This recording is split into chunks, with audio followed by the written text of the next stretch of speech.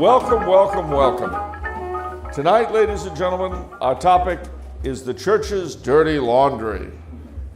Sounds pretty exciting, doesn't it? And with any luck, it will be. But there are a few things, a few historical misapprehensions that have to be dealt with first. Could you shut that door, please? I'm quite capable of competing with them for your attention, but, you know.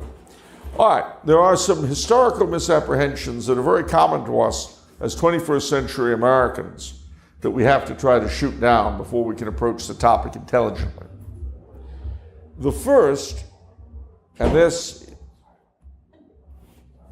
is the hardest, we have to overcome the almost inbred sense of moral superiority with which we have been raised.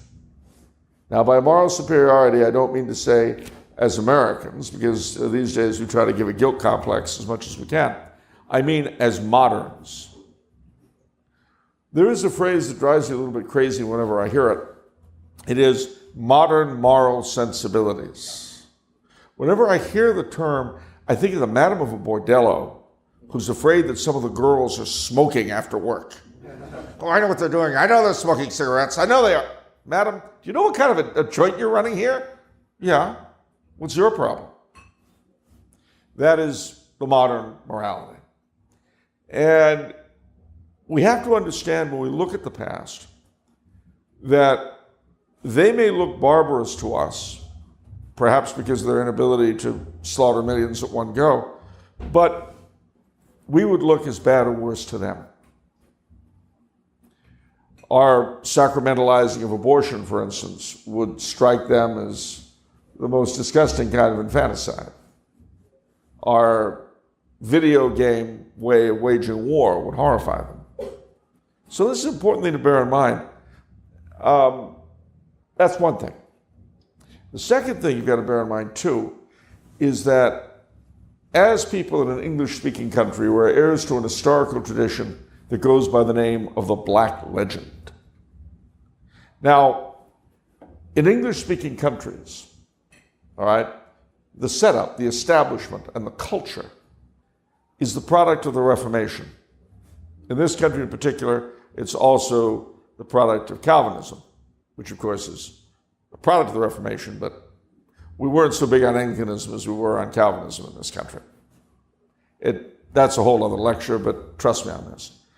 The thing is that Catholicism and Catholic nations for centuries were the enemy. Remember that the first several world wars that the Anglosphere fought were against Catholic nations. World wars? What are you talking about? World wars. 17th century, the War of the Grand Alliance, which we called over here King William's War. The War of Spanish Succession, which we called Queen Anne's War. The War of Austrian Succession, which we called King George's War.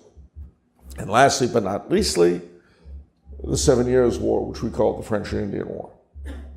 Those four conflicts, occurring as they did in the Age of Sail, occurred on every continent across the globe. And that's something we forget.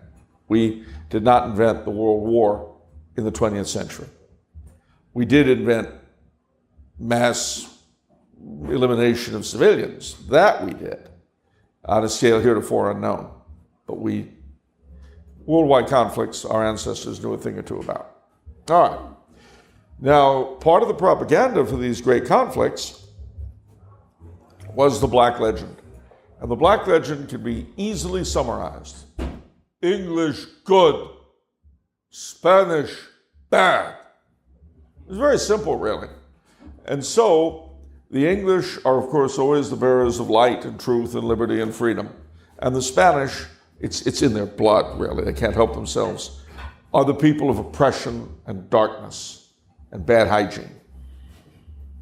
Obviously, anyone who made that comment had never been to Edinburgh in the 17th century, but that's a whole other story which we won't get into.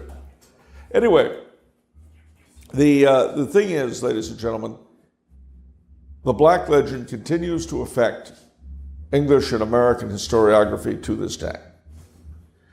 In different ways, sometimes not as blatantly, but it's very much there. So those two things I needed to hit on. Modern moral sensibilities, which our hypocrisy made current, and the Black Legend, which is, for want of a better word, wartime propaganda on steroids. But it allowed the Anglosphere to feel good and moral about its never-ending conflicts with France and Spain. So, all right, now we move on. We have 4 bits of dirty laundry to get to tonight. The Crusades, the Inquisition, the enslavement of the Indians, and the bad popes. And I promise you, at least in the last category, there'll be lots of disgustingly juicy details. No, I'm lying. I'm lying.